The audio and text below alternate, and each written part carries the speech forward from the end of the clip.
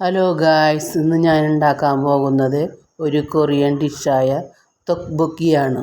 ആദ്യം അതിൻ്റെ സോസ് ഗോചുജാം ഉണ്ടാക്കാം. 2 ടീസ്പൂൺ മുളകും പൊടി, 1 ടീസ്പൂൺ തേൻ, 1 ടീസ്പൂൺ ടൊമാറ്റോ സോസ്, 2 കഷ്ണം വെളുത്തുള്ളി ചെറുതാക്കി അരിഞ്ഞത്, ആവശ്യത്തിനുള്ള ഉപ്പ് ഇട്ട് മിക്സാക്കിയാൽ ഗോചുജാം റെഡി.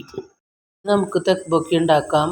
ആദ്യം ഉരുളൻകിഴങ്ങ് 2 എണ്ണം പുഴുങ്ങിയത് സ്മാഷ് ചെയ്തത്, പിന്നെ 2 ടീസ്പൂൺ കോൺഫ്ലവർ, 1 ടീസ്പൂൺ അരിപ്പൊടി, ആവശ്യത്തിനുള്ള ഉപ്പ് എല്ലാം നന്നായി മിക്സ് ചെയ്തതിന് ശേഷം 1 ടീസ്പൂൺ ഓയിൽ, 3 ടേബിൾ സ്പൂൺ വെള്ളം.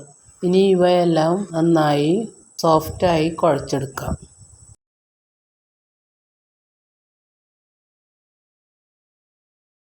ഇനി അതിൽ നിന്നും ചെറിയ ഉണ്ടകൾ എടുത്ത് ഇഷ്ടമുള്ള ഷേപ്പിലാക്കി ഈ ത്തെokbokki ഉണ്ടാക്കാം. ഞങ്ങൾ ഈ ഷേപ്പിലാണ് ഉണ്ടാക്കിയിരിക്കുന്നത്.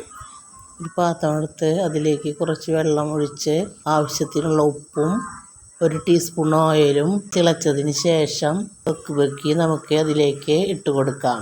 5 മിനിറ്റ് അത് തിളച്ചതിന് ശേഷം തണുത്ത വെള്ളത്തിലേക്ക് ഇട്ട് കൊടുക്കാം.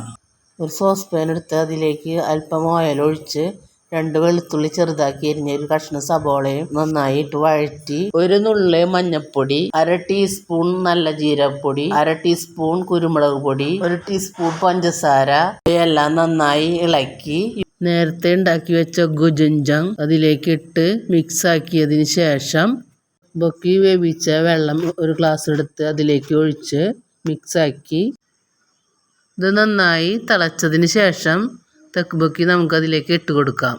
അപ്പോൾ നമ്മുടെ കൊറിയൻ ത്തെokbokki റെഡി. അപ്പോൾ എല്ലാവരും ട്രൈ ചെയ്ത് നോക്കുക. ബൈ.